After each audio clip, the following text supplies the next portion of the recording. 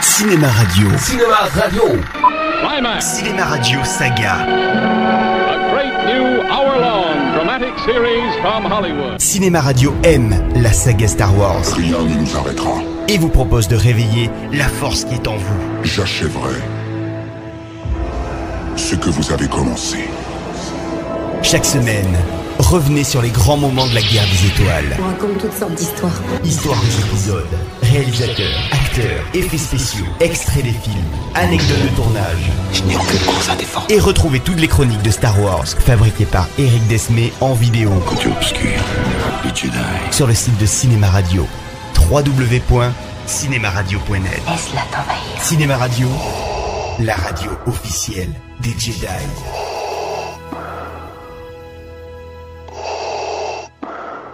Épisode numéro 1, la menace fantôme. Première partie, le film.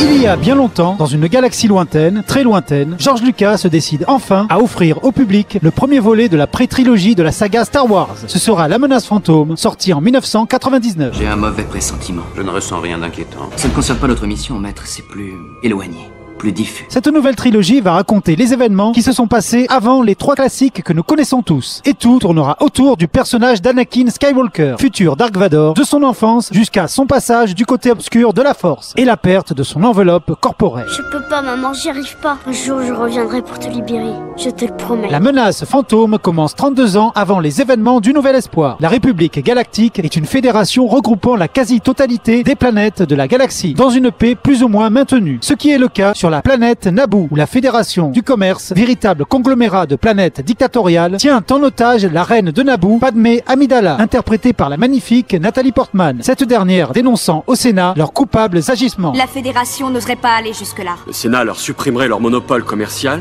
et ce serait fini. Nous devons continuer à privilégier la négociation. Je refuse de cautionner une escalade qui nous mènerait à la guerre. Il faut dire que le vice-roi de la Fédération du Commerce, Nute Gunray, est en fait contrôlé par un mystérieux personnage appelé Dark Sidious, un Sith maîtrisant le côté obscur de la Force et ressemblant étrangement à l'empereur de la trilogie. Commencez à débarquer vos troupes. Monseigneur, est-ce conforme à la loi? La loi, c'est moi qui l'édicte. Deux Jedi maîtrisant la Force et faisant régner l'ordre sont donc envoyés sur Naboo afin de sauver la reine, à savoir leur meilleur élément en la personne de Qui-Gon Jinn, joué par l'imperturbable Liam Neeson. Il est accompagné de son jeune padawan Obi-Wan Kenobi, interprété par Ewan McGregor, qui a la lourde tâche de succéder à Alec Guinness dans sa version Ne jeune. te focalise pas sur tes inquiétudes, Obi-Wan. Ton esprit doit rester concentré sur ce qui se joue ici et maintenant. Mais maître Yoda a dit que je devais être attentif au futur. Mais pas aux dépens de l'instant présent. Ton esprit doit être attentif à la force, jeune padawan. Oui, maître. Poursuivis par la Fédération, nos héros croisent la route d'un personnage très particulier, le Gungan Jar Jar Binks, qui servira de guide à nos héros afin de les conduire à Naboo.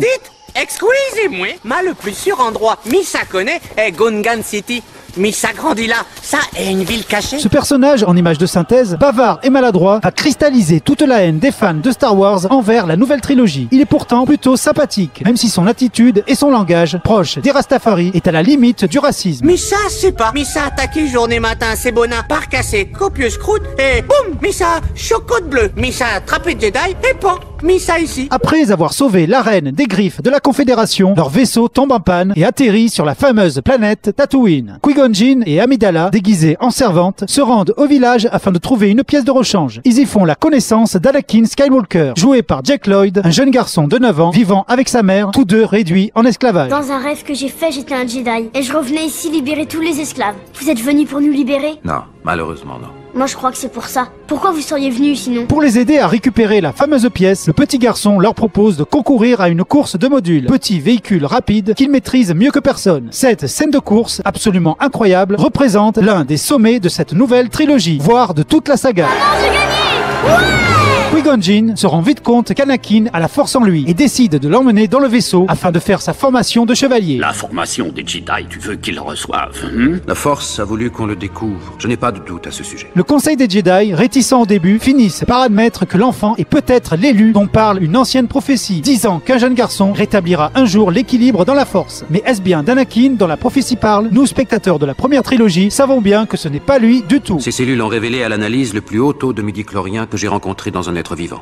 Il se peut même qu'il ait été conçu par les midi-chloriens. Tu penses à la prophétie de celui qui apportera l'équilibre à la Force? Tu penses qu'il peut s'agir de ce garçon? Je ne veux pas présumer. Mais tu le penses. La dernière partie voit la princesse et nos amis se battre contre la Fédération. Les deux Jedi, quant à eux, combattent Dark Maul, l'apprenti de Sidious, qui finit par tuer Qui-Gon Jinn. Ce qui fait qu'Obi-Wan devra s'occuper seul de l'apprentissage d'Anakin. Mission beaucoup plus compliquée qu'il n'y paraît. Promets-moi de former l'enfant. Oui, maître. C'est lui l'envoyé, l'élu. Très attendu par le monde entier, ce premier chapitre de la nouvelle trilogie suscita énormément de critiques négatives de la part des fans, le trouvant notamment beaucoup trop surchargé d'effets numériques. Il s'agit pourtant d'une grande réussite, exposant tous les enjeux dramatiques à venir, mais possédant un sens du divertissement et une fraîcheur qui feront quelque peu défaut au film suivant. Une tragédie est en cours. Une tragédie qui a débuté ici même par la taxation des routes commerciales et qui submerge aujourd'hui notre planète soumise à l'oppression de la Fédération du Commerce. C'est de la diffamation! Je proteste contre les allégations du sénateur! On peut seulement regretter, au milieu du film, d'interminables scènes politiques, certes indispensables car expliquant les germes de la montée de l'Empire, mais alourdissant considérablement cet épisode. L'histoire s'achève donc sur l'avènement d'un allié de la reine, le sénateur Palpatine, devenant chancelier de la République, pour le meilleur ou pour le pire. Félicitations pour votre élection, chancelier.